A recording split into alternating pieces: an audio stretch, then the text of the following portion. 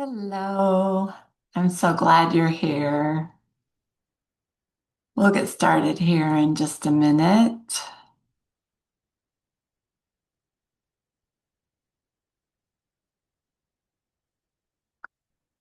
Welcome to Monday Motivation. What if the reactions you struggle with today, what if they're actually connected to your experiences, from your somewhere in your past? Many people try to ignore the past and push forward. Just fold it up in a big red bow and keep going. But there's a big but because real healing often begins when we stop running from it and we start understanding it. So that past is something we need to process. So today, we're going to talk about processing the past with courage. Instead of running from it, let's hit it head on. If we haven't met before, my name is Terri Sterk. I am a wellness coach and author. I serve women like you and like me, those of us who have experienced challenging seasons. My aim is to help you nurture wellness of body, mind, and spirit. So in my videos, that's what I talk about, how to nurture that wellness. So let's begin with a quote from Maya Angelou. I have great respect for the past. If you don't know where you've come from, you don't know where you're going. I have respect for the past, but I'm a person of the moment. I'm here and I do my best to be completely centered at the place I'm at. Then I go forward to the next place. Maya's quote highlights the significance of understanding your past to navigate the future effectively. Have you ever reacted to something and thought about it later? Why did that affect me so strongly? Maybe it was a comment, an offhanded comment, maybe, or maybe it was someone who raised their voice at you. Maybe you hurt someone's feelings. Or maybe you just felt dismissed or unseen. It could be a lot of things. And then you're sitting back looking and saying, why did that happen? And why did I feel so strongly about it? Suddenly something inside you was stirred up, not because of what just happened, but because of something that happened long ago. Last week, we talked about triggers. Triggers are often signals pointing us towards something unfinished in our story. Today, we're talking about the next step, processing the past so that those triggers no longer control our present. This is something I talk about in chapter 7 of my book, Nurture Emotional Well-Being for Women. So much of what I talk about, I'm pulling bits and nuggets out of that book as well as some other sources. But the book is very close to me, so I tend to use it a lot. It has great stories, my story and a lot of other stories of women who've been through emotional healing. There's an old belief that healing means just move on or don't dwell on it. It really wasn't as bad as you think. That was a long time ago. It's time to forget. But those are all lies. None of them are true. The real life truth doesn't work that way. When experiences are ignored instead of processed, they don't just disappear. They don't just go away. They're buried. They go underground.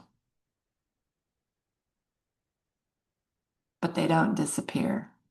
They often come back out as anxiety, overreactions,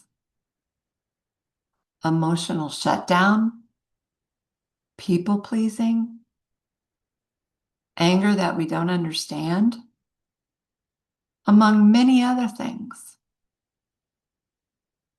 Your mind may try to forget, but the body remembers.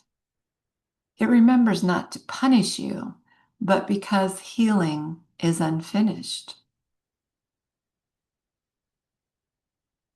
I understand this because it happened to me. I had some relationship issues in my family, and I did not handle them well.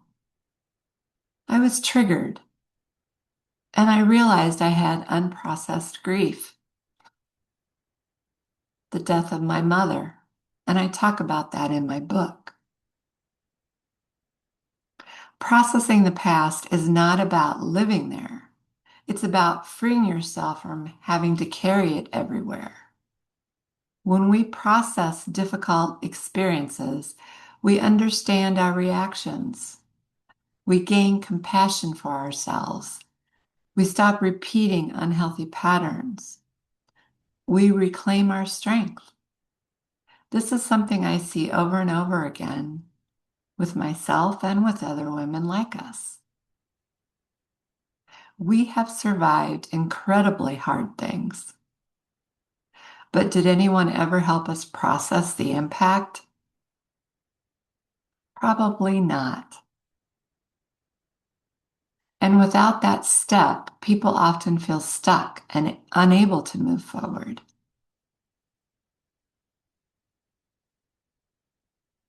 And then the damage is done, and it's difficult to go fix that damage. Sometimes it's impossible. So let's talk about how to process your past so that you don't have damaging situations happen in your life. Healing does not require tearing everything open all at once. It begins with safe, steady steps.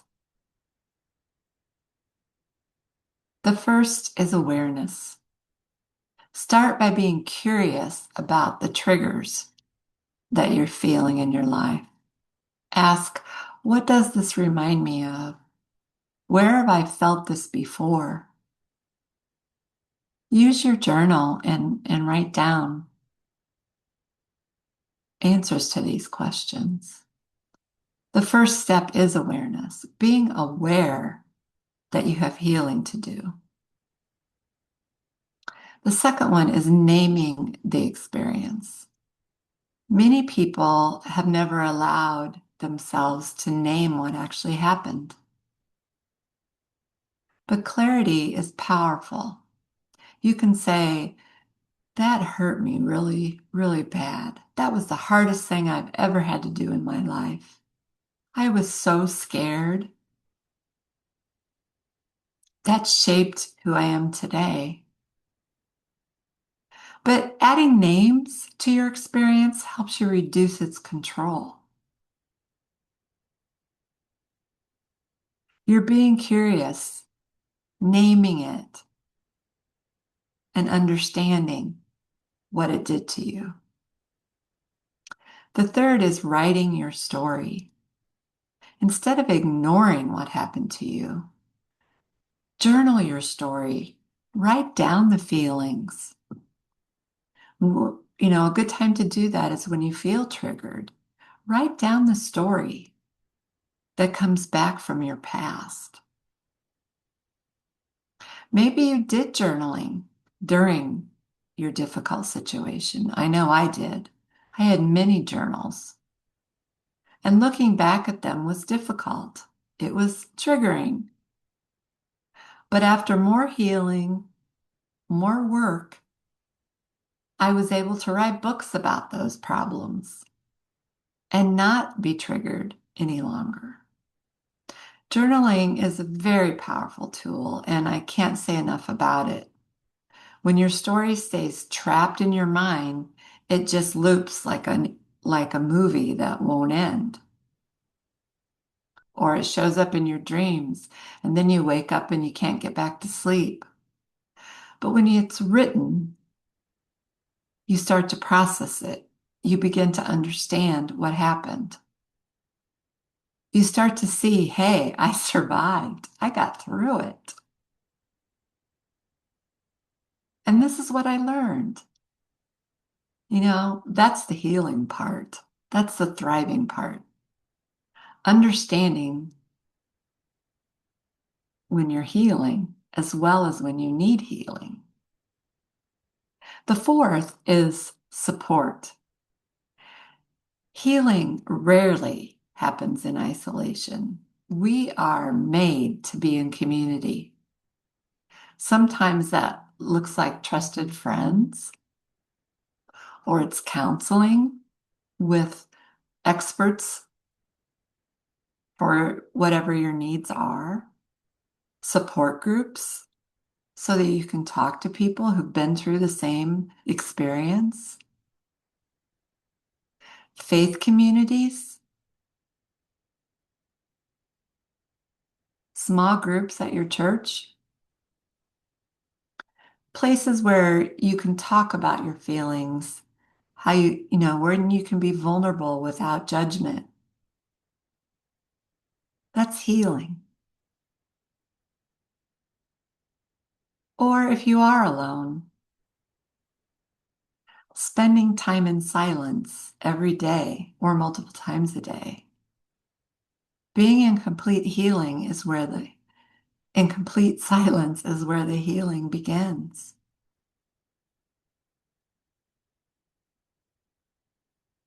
Strength often grows in a safe connection, whether that's with yourself or in community with other people. Let's talk about faith and healing. Faith is one of my core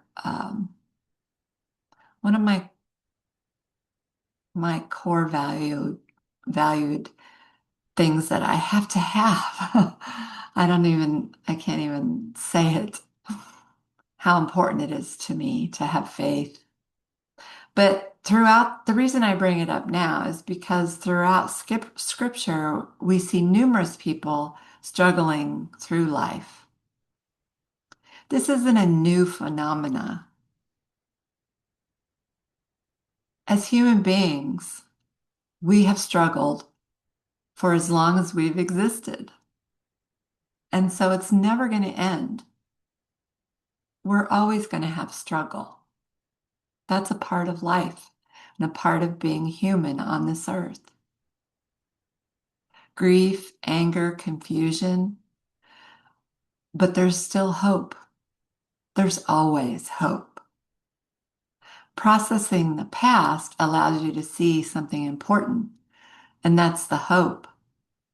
Even in the hardest seasons, we're never alone. Sometimes healing is realizing I survived. I learned valuable lessons, and I still have purpose in my life. Actually, I have a new purpose. You can turn that pain into purpose, and you can turn survival into thriving. Your past is part of your story, but it's not the end of your story.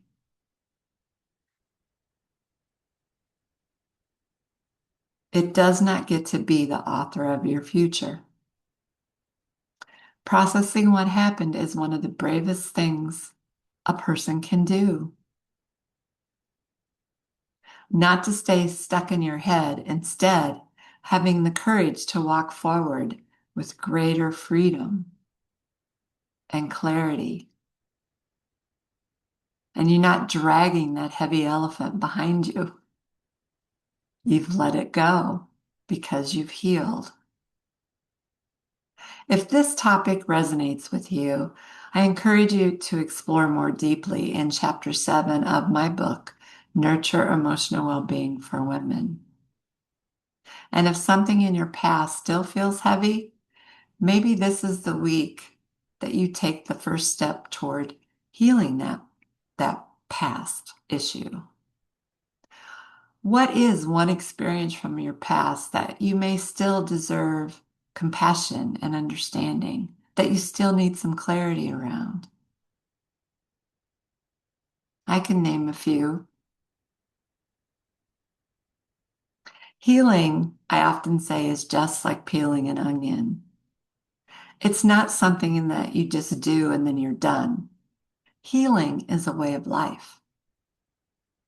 You peel back layer by layer, and every peel that you pull back, you learn something new about yourself. That takes courage. Processing the past takes courage. I hope that this discussion was helpful to you. I have many resources if you want to dig deeper, including my book, Nurture Emotional Wellbeing for Women. Until we meet again, I am cheering you on.